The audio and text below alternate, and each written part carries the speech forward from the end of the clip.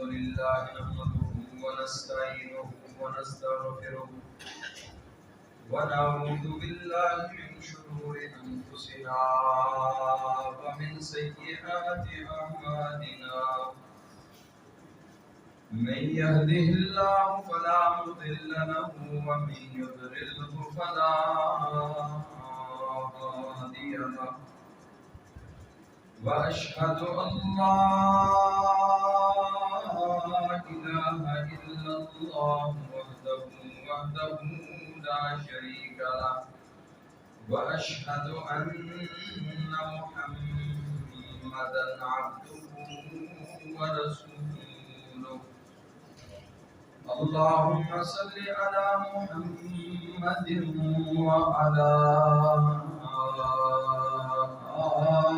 آل محمد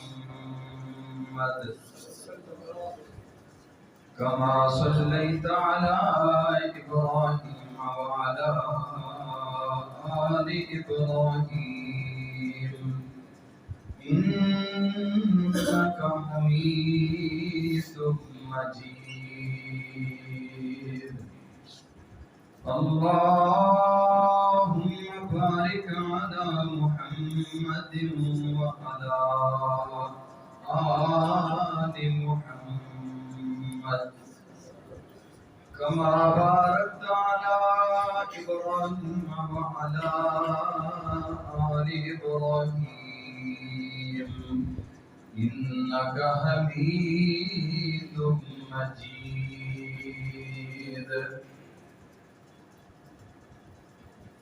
أما بعد فإن خير الحديث كتاب الله وخير الهدي هدي محمد صلى الله عليه وسلم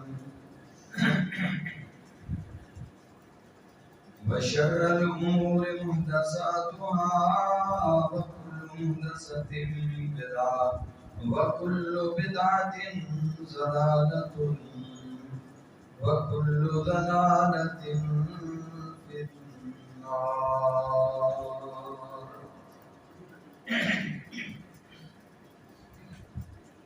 رب اشرح لي صدري ويسر لي أمري واحلل عقدة من لساني يفقهوا قولي رب زدني علما رب زدني علما سبحانك لا علم لنا إلا ما علمتنا إنك أنت العليم الحكيم أما بعد فأعوذ بالله السميع العليم من الشيطان الرجيم من همزه ونفخه ونفسه بسم الله الرحمن الرحيم ولا يحسبن الذين يبخلون بما آتاهم الله من فضله هو خيرا لهم بل هو شر لهم سيطوقون ما بخلوا به يوم القيامة ولله ميراث السماوات والأرض والله بما تعملون خبير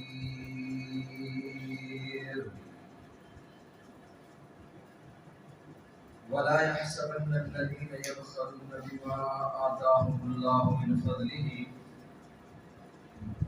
نا گمان کریں وہ لوگ جو بخل کرتے ہیں اس چیز میں جو رب ذوالجلال والاکرام نے انہیں عطا فرمایا ہے من فضلہ اپنا فضل وخیر لہم کہ وہ بخل کرنا ان کے لیے بہتر ہے بل هو شر لہم بلکہ وہ بخل کرنا ان کے لیے بہت نقصان دہ ہے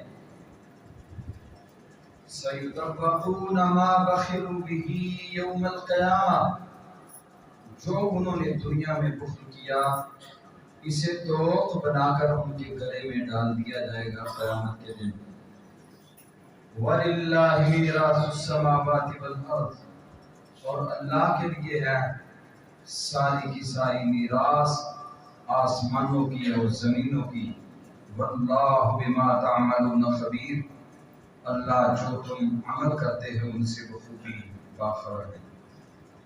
اللہ تعالیٰ کی مختصر حمد و ثنا کے بعد ان گنت لا تعداد درود و سلام ہوں امام الکل ختم الرسول حالی السبل جناب محمد رسول اللہ صلی اللہ علیہ وسلم کی عظیم ہستی پہ، جس ہستی مقدس و مطہر کی محنت و کوشش اور کاوشوں سے اللہ خالق و مالک کائنات نے مجھے اور آپ کو عقیدہ توحید جیسی عظیم نعمت سے مالا مال فرمایا۔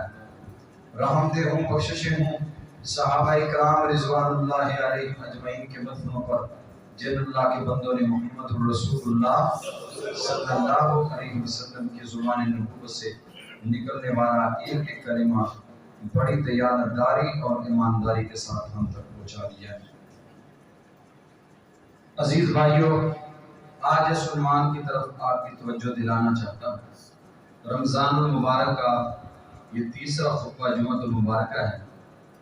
جمعے کا خطبہ تو ویسے ہی بڑا اہم ہوتا ہے، پھر رمضان المبارک میں اس کی اہمیت دوبالا ہو جاتی ہے، کیونکہ دوبالا ہی نہیں بلکہ اس سے بھی بڑھ جاتی ہے۔ رمضان المبارک اللہ رب العزت کی خاص رحمتوں برکتوں کو لے کے ہمارے لیے امڑتا ہے۔ دعا فرمائیں اللہ ہمیں اس کی برکات و فیوز کو سمیٹنے کی توفیق عطا فرمائے۔ 2 حصے رمضان گزر چکا ہے، ایک حصہ باقی ہے، تو جو لوگ ابھی تک بھی سنجیدہ نہیں ہوئے، ابھی تک بھی رمضان کی برکات اور اس کی فیوز سے فیض یاب ہونے میں بھرپور نہیں ہوئے، اللہ انہیں بھرپور اس سے فائدہ اٹھانے کی توفیق عطا فرمائے۔ آج ہمارا عنوان ہے زکوٰۃ کی اہمیت اور اس کی فضیلت، اور جو زکوٰۃ ادا نہیں کرتے اللہ کے ہاں ان لوگوں کو کس قدر سنگینیوں کا سامنا کرنا پڑے گا۔ زکوٰۃ زکا یزکی تزکیۃً سے اسم مصدر ہے، جس کا معنی ہے النمو، کسی چیز کا پھوٹنا، گروتھ کرنا، بڑھنا۔ دوسرا اس کا معنی ہے التطہیر، پاکیزگی۔ زکوٰۃ سے دونوں معنی ہی لغوی، یہ دونوں لغوی معنی ہیں، دونوں معنی ہی لغوی اعتبار سے زکوٰۃ کے ساتھ بڑے پرفیکٹ ہیں۔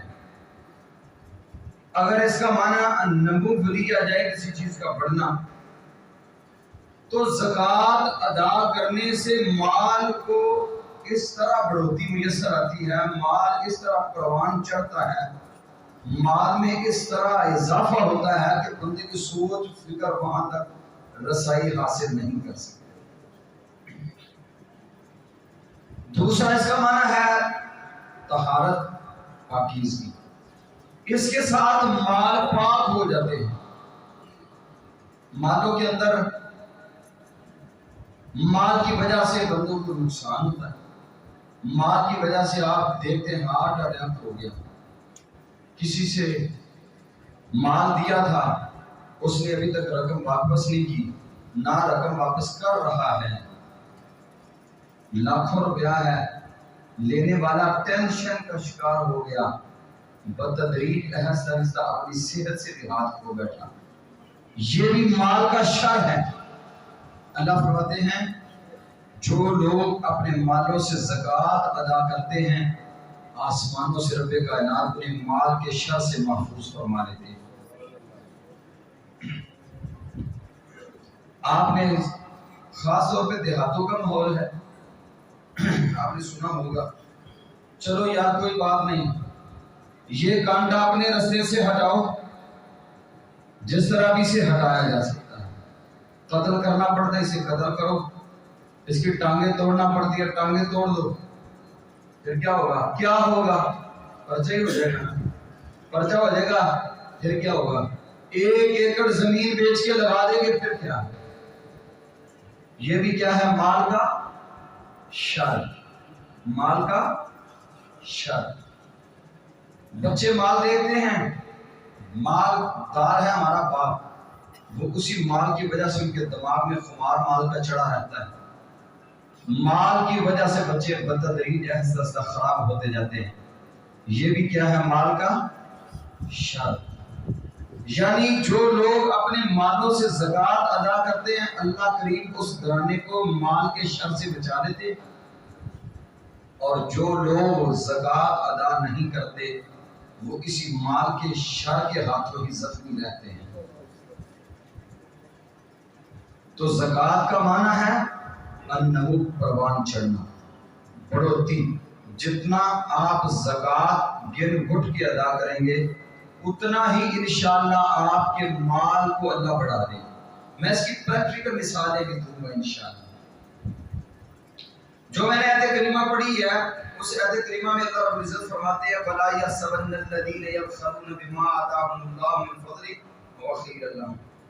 جو لوگ ہمارے دیے ہوئے مالوں سے زکوٰۃ ادا نہیں کرتے وہ مت گمان کریں کہ وہ جو بخل کر رہے ہیں، مال کو گن گٹ کے رکھ رہے ہیں، چھپا چھپا کے اپنے پاس محفوظ کر رہے ہیں، وہ یہ مت سمجھے کہ ہوا خیر لہم، یہ ان کے لیے خیر ہے، نہیں، بل ہوا شر لہم، اللہ فرماتے ہیں یہ ان کے لیے کیا ہے؟ شر ہے۔ یہ ان کے لیے کیا ہے؟ شر ہے۔ زکوٰۃ روک روک کے رکھتا ہے، مال کو زکوٰۃ ادا کر کے پاک نہیں کرتا۔ اللہ رب العزت فرماتے ہیں یہ ان کے لیے شر ہے۔ اب بندے کو سب سے زیادہ کون جانتا ہے؟ کیوں جی؟ جس نے مشینری بنائی ہے، جس نے یہ سارا کچھ مرتب کیا ہے، جس نے یہ زندگی عطا کی، پھر زندگی میں مال کی بہاریں عطا کی، وہ زیادہ جانتا ہے۔ اب ایک طرف اللہ کہتے ہیں یہ شر ہے، بندہ یہ سوچتا ہے یہ خیر ہے۔ اب ہم نے یہ سوچنا ہے کہ کیا میں ٹھیک ہوں یا میرا رب ٹھیک ہے؟ کیوں نہیں؟ سمجھ آ رہی ہے نا؟ یہ بس آج ہم نے سوچنا ہے میں ٹھیک ہوں یا میرا رب ٹھیک ہے، میں زیادہ جانتا ہوں یا میرا رب زیادہ جانتا ہے، میں اپنے نفع نقصان کو زیادہ سمجھتا ہوں یا میرا رب میرے نفع نقصان کو زیادہ سمجھتا ہے۔ اگر یہ عقیدہ ہے، اگر یہ منہج ہے کہ میرا رب زیادہ جانتا ہے، میرا رب میرے بارے میں بخوبی جانتا ہے، وہ علیم بذات الصدور ہے، علی کل شیء قدیر ہے، میری منفعتیں کس میں ہیں، میرے نقصان کس میں ہیں، یہ اگر عقیدہ ہے کہ میرا رب جانتا ہے میں نہیں جانتا، تو پھر مال کے اندر زکوٰۃ کا 1 روپیہ بھی باقی نہیں رہنا چاہیے۔ اللہ فرماتا ہے کتنا شر ہے اس میں، اس کی وضاحت حدیث میں فرمایا سَيُطَوَّقُونَ مَا بَخِلُوا بِهِ يَوْمَ الْقِيَامَةِ، جو انہوں نے بخل کیا زکوٰۃ ادا کرنے میں، اس مال کو ہم قیامت کے دن ان کے گلے کا توق بنا دیں گے۔ قیامت کے دن یہ مال گلے کا توق بنا ہوا ہوگا۔ سیدنا ابو ہریرہ رضی اللہ تعالیٰ عنہ حدیث کے راوی ہیں، فرماتے ہیں ما من صاحب ذهب ولا فضة ولا يؤدي منها حقها، وہ مال والا، چاندی والا، سونے والا، نقدی والا جو اس سے اس کا حق ادا نہیں کرتا، الا اذا كان يوم القيامة، جب قیامت کا دن ہوگا، صفحت له صحائف فاحمي عليها، نبی کریم صلی اللہ علیہ وسلم نے فرمایا یہی مال ما من رجل لا يؤدي زکاة مالہ، وہ شخص جو اپنے مال سے زکوٰۃ ادا نہیں کرتا، الا جاء یوم القیامہ، وہ شخص قیامت کے دن آئے گا شجاعا من نار، قیامت کے دن اسی مال کو ایک سانپ کی شکل دے دی جائے گی۔ اب سانپ کی دو نوعیتیں حدیث میں بیان ہوئی. وہ سانپ کیسا ہو؟ الا شجاعا اقرا لہو زبیبتان، آپ نے فرمایا گنجا سانپ ہوگا، اس کے سر سے زہر کی وجہ سے سارے بال ختم ہو چکے ہوں گے. لہو زبیبتان، اور دو غدے، دو مادے اس کے پاس ایسے ایکسٹرا ہوں گے جلد کے اندر. ایک تو وہ زہر ہے جو اللہ کریم نے اس کی باڈی کے اندر رکھا ہے، اور ایک زہر کی وہ دو تھیلیاں اللہ اسے علیحدہ سے عطا کی ہوئی ہوگی. اور نبی کریم صلی اللہ علیہ وسلم نے فرمایا فَيَأْخُذُ بِاللَّهْزَمَتَيْهِ، وہ اس کی دونوں باچھوں سے اسے پکڑے گا، دونوں باچھوں سے پکڑ کر اسے ڈسے گا بھی، اور اسے تین باچھوں کو چین کے رکھ دے گا. ایک اور حدیث میں رسول اللہ صلی اللہ علیہ وسلم نے فرمایا یہی مال اس کو ایک سانپ کی شکل دی جائے گی، اور قیامت کے دن یہ سانپ اس کے پیچھے بھاگے گا، اور یہ بندہ اس سانپ کے آگے آگے بھاگ رہا ہوگا، اور وہ پیچھے سے آوازیں دے گا انا کنزو کا انا مالو کا، میں تیرا وہ کنز ہوں، میں تیرا خزانہ ہوں، میں تیرا وہ سونا، وہ چاندی، وہ نقدی، وہ جائیداد ہوں جسے تو زکوٰۃ ادا نہیں کیا کرتا تھا. دنیا میں تو مجھے سینے سے لگا کے رکھتا تھا، آج کیوں مجھ سے بھاگ رہے ہو؟ محمد رسول اللہ صلی اللہ علیہ وسلم نے فرمایا یہ سانپ آگ کا بنا ہوا ہوگا، آگ کا بنا ہوا ہوگا یہ سانپ. اور آپ نے فرمایا پھر یہ اسے ڈسے گا، میدان محشر میں ڈستا ہی رہے گا. یہ کب کی بات ہے؟ یہ ابھی بندوں کے درمیان حساب کا معاملہ شروع نہیں ہوا، ابھی بندوں کے درمیان فیصلے نہیں ہوئے. قبر سے اٹھا ہے میدان محشر میں، یہ مال اس کا حال کر رہا ہے، ابھی حساب و کتاب والے معاملات باقی ہیں.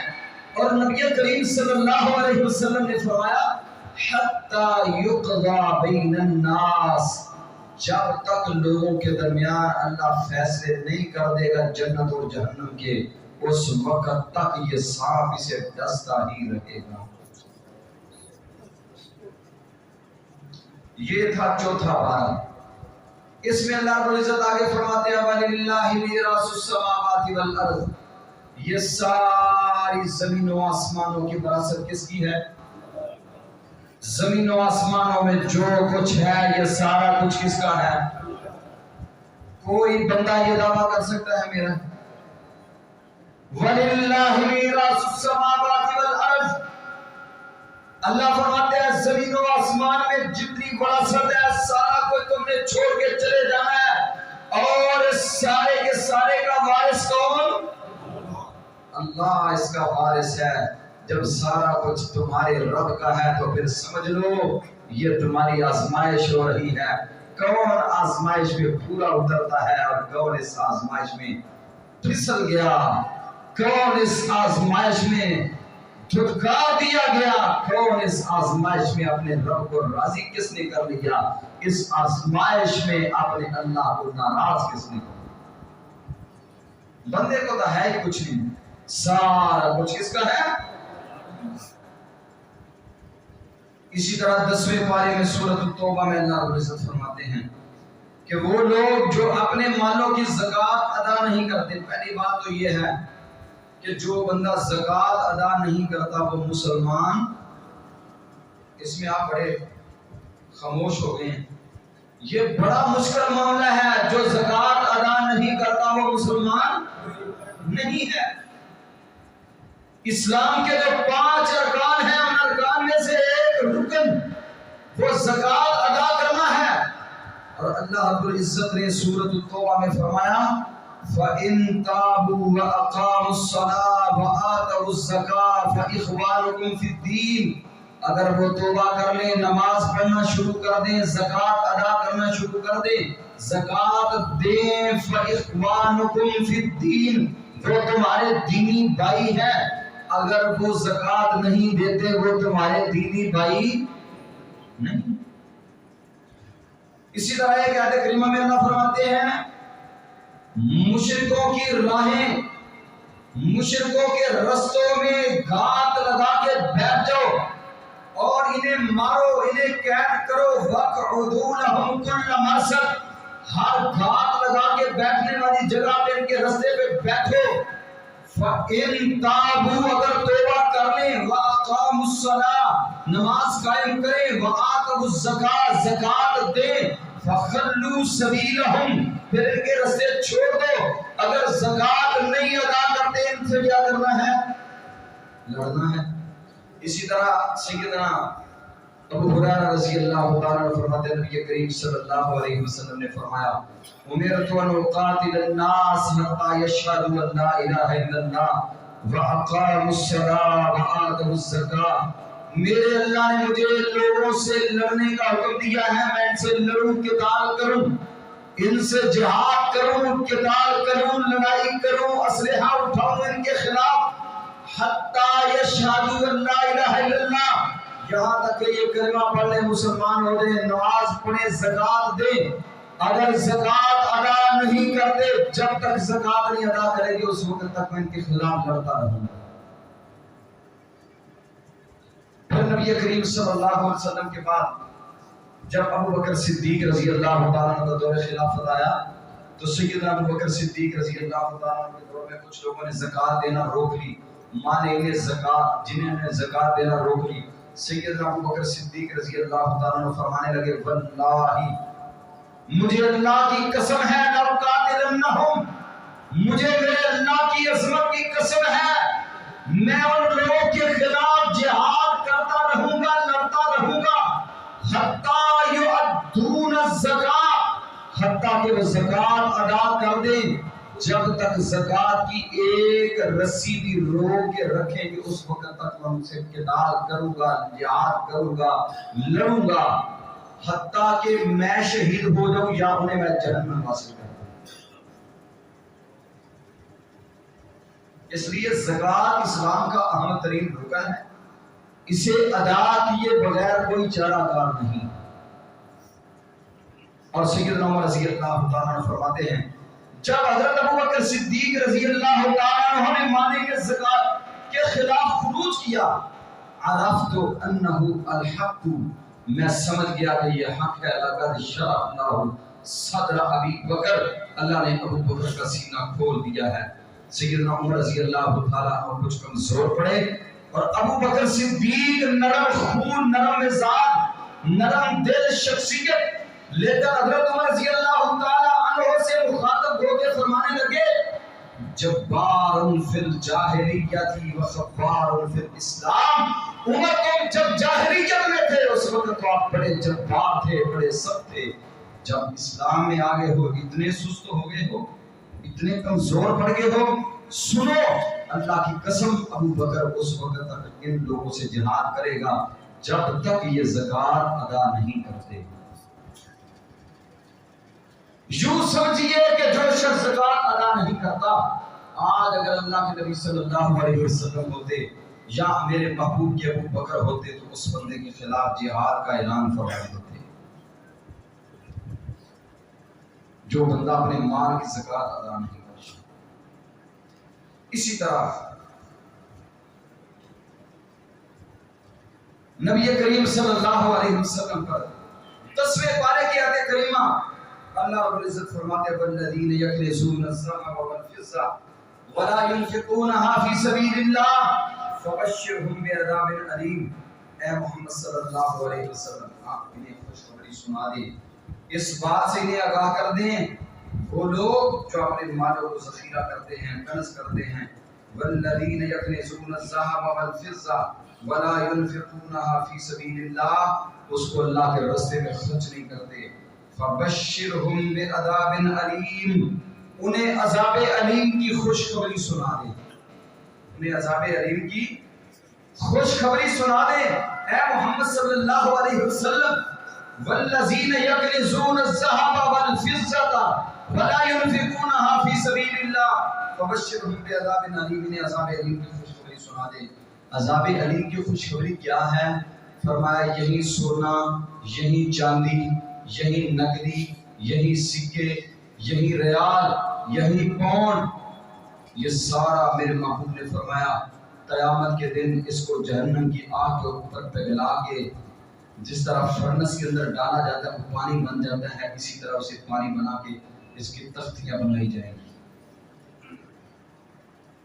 تختیاں بنا کر فَتُقْوَى بِهَا جِبَاهُهُمْ، سب سے پہلے کس کے اوپر ان کو پھیرا جائے گا؟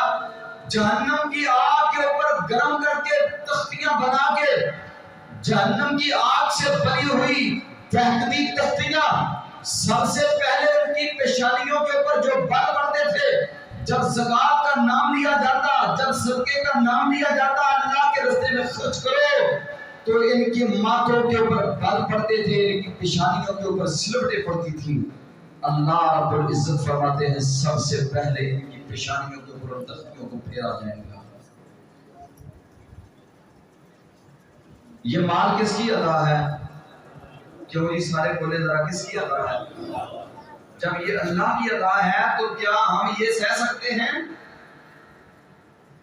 یہ تختیاں اپنی پیشانیوں کے اوپر، جہنم کی آگ کی اپنی پیشانیوں کے اوپر پیشانیوں کو دغوانا برداشت کر سکتے ہیں؟ فرمایا سب سے پہلے اس کی پیشانی کو داغا جائے گا جس پیشانی کے اوپر یہ بل ڈالتا تھا جب زکوٰۃ کا نام آتا تھا۔ پھر وَجُنُوبُهُمْ، اللہ رب العزت فرماتے ہیں ان کے پہلوؤں کو داغا جائے گا۔ یہ جو گوشت ہے نا، نرم گوشت، یہ پہلوؤں کا نرم گوشت، اس نرم گوشت کے اوپر جہنم کی آگ کی تختیاں بنا کے پھیری جائیں گی۔ جب تختی پھرے گی تلوار بھی اس طرح نہیں کاٹتی جس طرح وہ تختیاں کاٹیں گی گوشت کو، پہلوؤں کو داغا جائے گا۔ وَظُهُورُهُمْ، اور اللہ فرماتے ہیں ان کی پشتوں کو داغا جائے گا۔ نام سنا زکوٰۃ ادا کرنے کا، صدقہ و خیرات دینے کا، نام سن کے بھاگ جاتا تھا، پیٹ پھیر لیتا تھا۔ اللہ فرماتے ہیں ان کی پیٹھوں کے اوپر داغا جائے گا، جہنم کی آگ کی تختیاں ان کی پیٹھوں کے اوپر پھیری جائیں گی۔ میرے بھائیوں یہ سارا کچھ تو ادھر ہی رہ جانا ہے۔ کبھی دیکھا ہے کوئی ساتھ لے گیا ہو؟ کوئی کارخانہ ساتھ لے گیا ہے، کوئی فیکٹری لے گیا ہے، کوئی مال ساتھ لے گیا؟ کچھ بھی نہیں، سارا کچھ ادھر ہی چھوڑ کے جانا ہے۔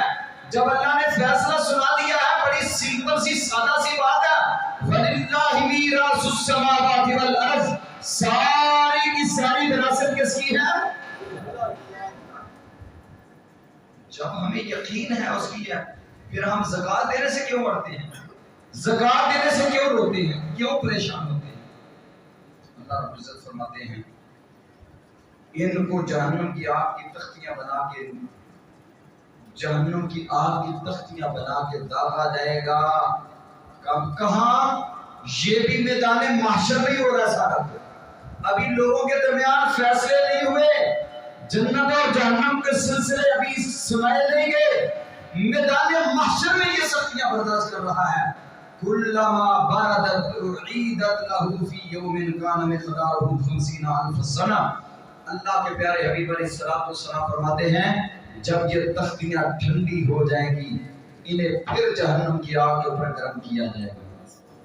جہنم کی آگ پر گرم کر کے پھر اسے پھر اس کے اوپر پھیرا جائے گا، حتی یقضی بین الناس، یہاں تک کہ لوگوں کے درمیان فیصلے کر دیے جائیں جنت اور جہنم کے، اس وقت تک اس کے جسم کو ان تختیوں سے داغا ہی جاتا رہے گا۔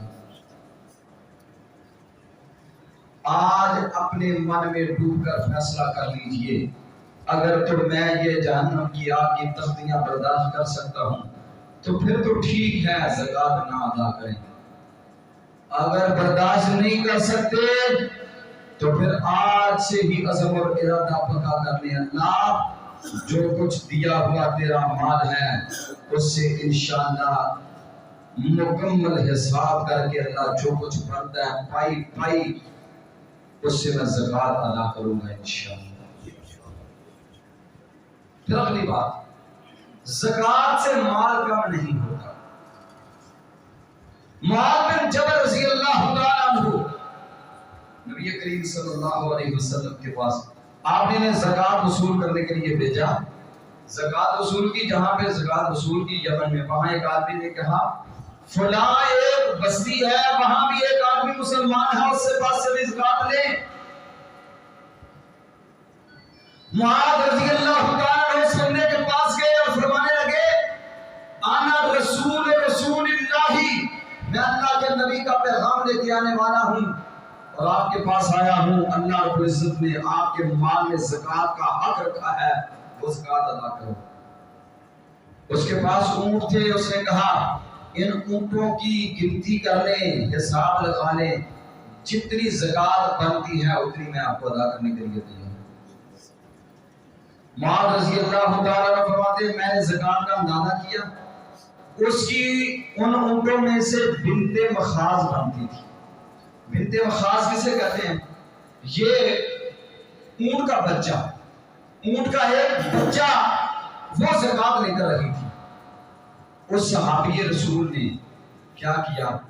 فرمانے لگے میں یہ بچہ نہیں دینا چاہتا، میں تو بڑا اونٹ دینا چاہتا ہوں، ایک بڑا اونٹ آپ لے جائیں۔ معاذ رضی اللہ تعالیٰ فرمانے لگے کہ بڑا اونٹ تو آپ کی زکوٰۃ بڑھتی نہیں، میں کیوں آپ پہ ظلم کروں، میں کیوں آپ پہ زیادتی کروں؟ ایسے تو نہیں میں کر سکتا، جو مال زکوٰۃ جتنی بنتی ہے میں اتنی ہی وصول کروں، کیونکہ رسول اللہ صلی اللہ علیہ وسلم عاملین زکوٰۃ کو یہ کہہ کے بھیجتے تھے کہ کسی کے اوپر ظلم نہیں کرنا، نہ ہی آپ پر کوئی ظلم کرے نہ آپ نے کسی پر ظلم کرنا ہے۔ فرماتے ہیں میں تو اتنا ہی لے کے جاؤں گا، دونوں کے درمیان اختلاف ہوا، کہتے ہیں فیصلہ اللہ کے رسول سے کروائیں۔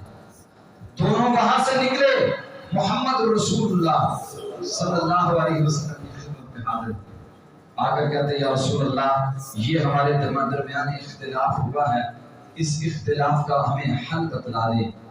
آپ نے فرمایا آپ کے مال سے جو کچھ بنتا تھا وہ آپ نے دے دیا، آپ کے مال سے جو کچھ بنتا تھا وہ آپ نے نکال دیا، ٹھیک ہے، یہ وصول نہیں کر رہے، وصول کر رہے ہیں۔ آپ کہتے ہیں میں بڑا دینا چاہتا ہوں، بڑا جانور دینا چاہتا ہوں، ہاں اگر آپ کی مرضی ہے آپ بڑا جانور دینا چاہیں تو آپ کی مرضی ہے، اللہ کی طرف سے آپ کے اوپر پابندی نہیں ہے۔ جب آپ نے فیصلہ کیا، وہ صحابی رسول آئے، انہوں نے ایک بڑا اونٹ دیا، بڑا اونٹ زکوٰۃ نکال دی۔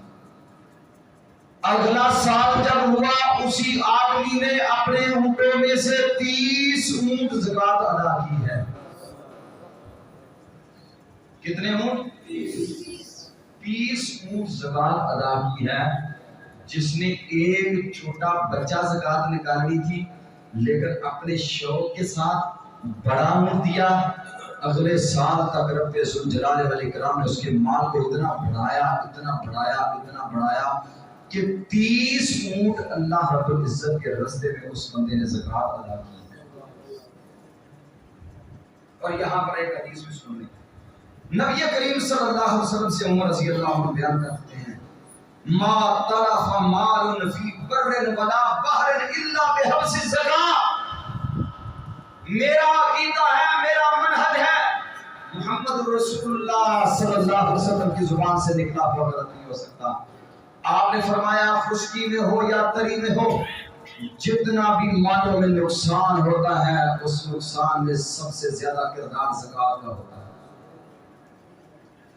زکوٰۃ کی وجہ سے مال برباد ہوتا ہے، مال تلف ہوتا ہے، خراب ہوتا ہے، ہلاک ہوتا ہے، ختم ہو جاتا ہے، حتیٰ کہ پورے پورے گھرانے مختلف بیماریوں، لاچاریوں، مقدمات کا شکار ہو جاتے ہیں۔ وہ مال، جس مال کے اندر جب زکوٰۃ ادا نہیں ہوتی اس مال کے اندر شر بڑھ جاتا ہے اور بتدریج اس شر کی وجہ سے سارے کا سارا مال اس کی لپیٹ میں آتا ہے۔ جب زکوٰۃ ادا کی جائے اللہ مال کو اس طرح پہ بڑھاتے ہیں، اس طرح اللہ مال کو بڑھاتے ہیں۔ اور نبی کریم صلی اللہ علیہ وسلم نے فرمایا واللہ اللہ کی قسم فَمَنْ أَكْسَرُونَا وَرَبِّ الْكَعْبَةِ رب کعبہ کی قسم وہ خسارہ پاگے وہ گھاٹا پاگے فَمَنْ أَكْسَرُونَا وَرَبِّ الْكَعْبَةِ رب کعبہ کی قسم وہ خسارے میں پڑ گئے هُمُ الْأَكْسَرُونَا وَرَبِّ الْكَعْبَةِ رب کعبہ کی قسم وہ خسارے میں پڑ گئے۔ صحابہ کرام نے پوچھا من ہم یا رسول اللہ، اے اللہ کے رسول صلی اللہ علیہ وسلم کون ہے جن کے لیے آپ قسمیں اٹھا کے کہہ رہے ہیں وہ خسارے میں پڑ گئے؟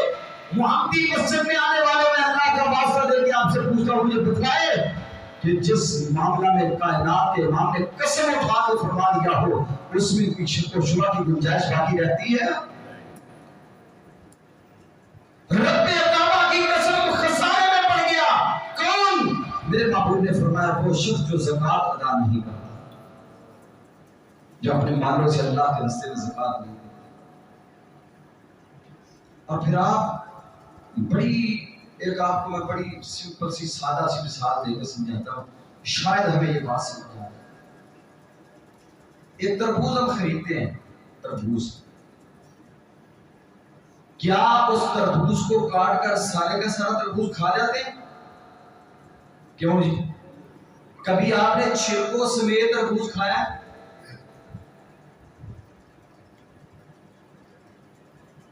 تربوز کے اوپر وہ جو اندر گودا ہوتا ہے اس کے اوپر کتنا موٹا چھلکا ہوتا ہے، اندر سے گودا نکال کے چھلکا ضائع ہوتا ہے یا نہیں ہوتا؟ وہ جو چھلکا اور رب کریم نے اس کے اوپر ڈالا ہوا ہے، بنایا ہوا، وہ کس لیے ہے؟ وہ اس گودے کو محفوظ کرنے کے لیے جس سے آپ محفوظ ہوتے ہیں، جو آپ کی صحت کے لیے بہت اللہ کریم نے فائدہ مند بنایا ہے، اس کو محفوظ کرنے کے لیے اوپر کیا ہے؟ چھلکا ہے۔ اس سے پتا چلتا ہے کہ جتنے کا خرید کے لائے ہیں وہ جتنے پیسے ادا کیے ان میں سے پھر ظاہر ہے کچھ کم ہوا نا، سارے کے سارے پیسوں کا تربوز تو نہیں آپ کھا رہے۔ کچھ چیزیں ایسی ہیں جو اللہ پاک نے بندوں کے لیے، اب زکوٰۃ بھی اس چھلکے کی طرح ہی ہے، یہ زکوٰۃ آپ کے مال کو محفوظ کرتی ہے، جس طرح اس گودے کو چھلکا محفوظ کر رہا ہے، یہ زکوٰۃ آپ کے مال کو مین وعن اسی طرح محفوظ کر رہا ہے۔ گنیوں کے اوپر چھلکا ہوتا ہے، اس نے اپنے اندر اس کو محفوظ کیا ہوا ہوتا ہے، اگر چھلکا نہ ہو تو اندر والے جو کھانے کے قابل رہے گا، کیوں جی؟ کھانے کے قابل رہے گا۔ یہی بات ہے، جو بندہ زکوٰۃ ادا کرتا ہے اس بندے کا مال زکوٰۃ محفوظ رکھتی ہے۔ جب زکوٰۃ نہیں ادا کرتا اس کا مال خراب ہو گیا، جب مال خراب ہو گیا اسے تعفن، بدبو، طرح طرح کی بیماریاں، پریشانیاں، تو مصیبتیں اس بندے کے راستے میں جو ہے نا وہ حائل ہونا شروع ہو جاتی ہیں۔ اس لیے مالوں کے اندر اللہ کریم نے یہ حق رکھا ہے 100 میں سے 2.5 روپے، لاکھ میں سے 2.5 روپیہ اللہ پاک نے یہ زکوٰۃ مبین فرمائی ہے۔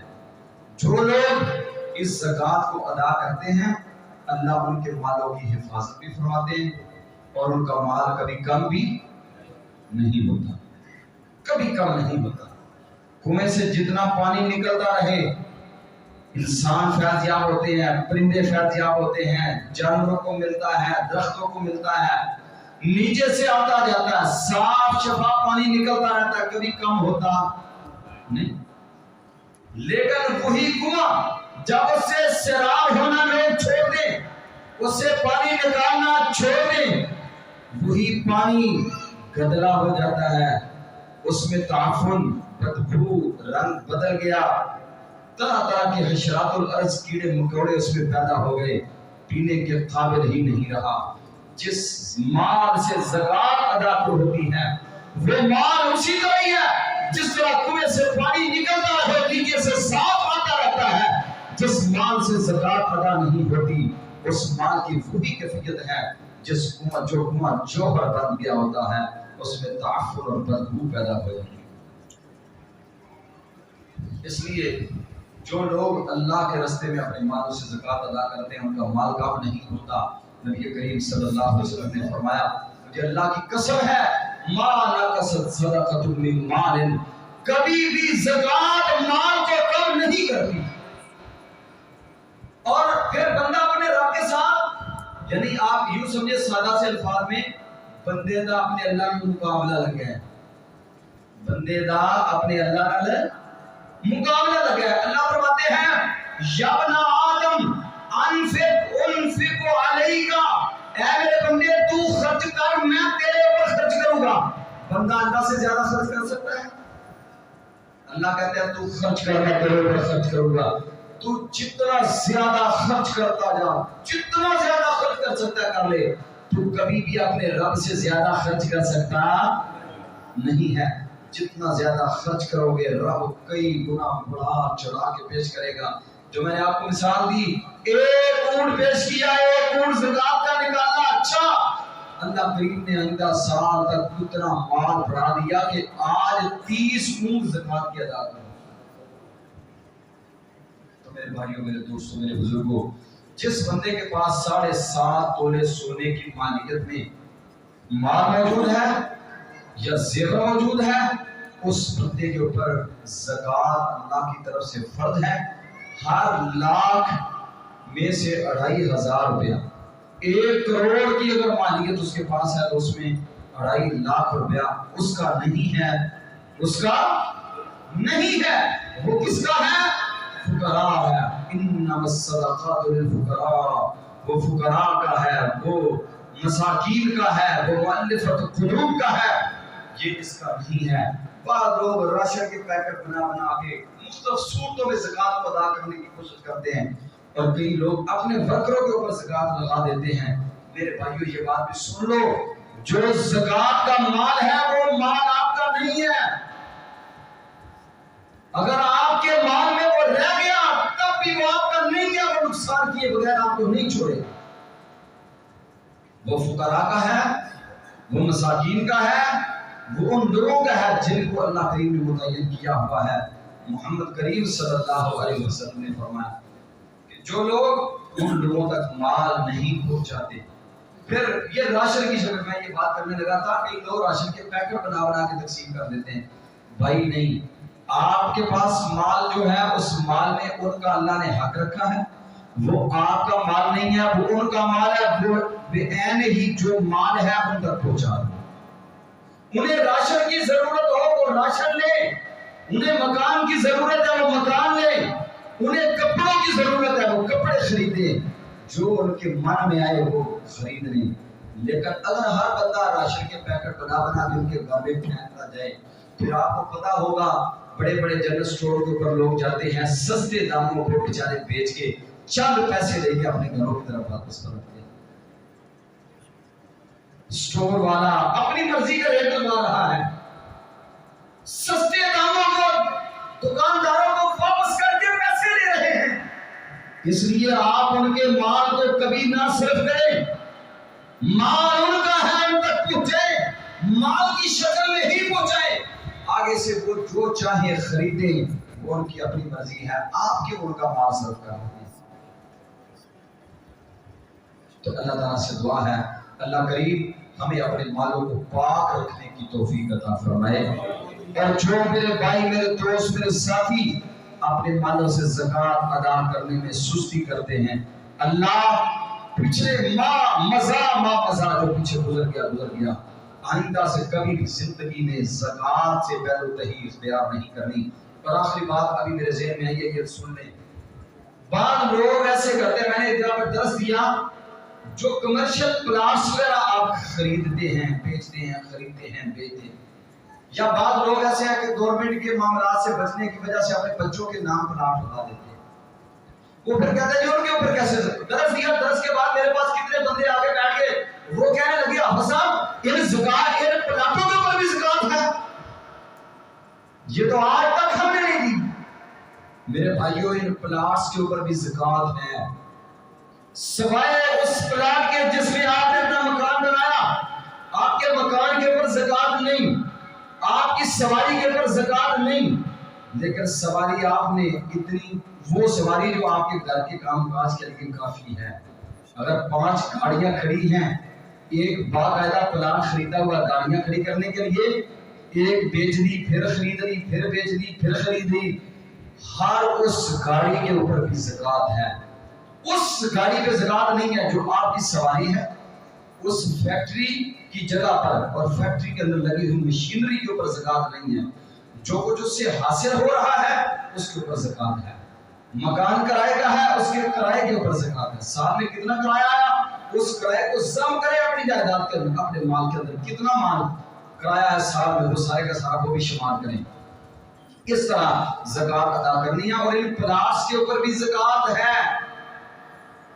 جو آپ نے اپنے بچے کو پلاٹ اپنے بچے کے نام لگا دیا، میں نے اپنے بچے کے نام لگایا، میرے نام پہ ہے نہیں، وہ تو آپ گورنمنٹ کے مختلف قسم کے ٹیکس وغیرہ سے بچنے کے لیے کر رہے ہیں.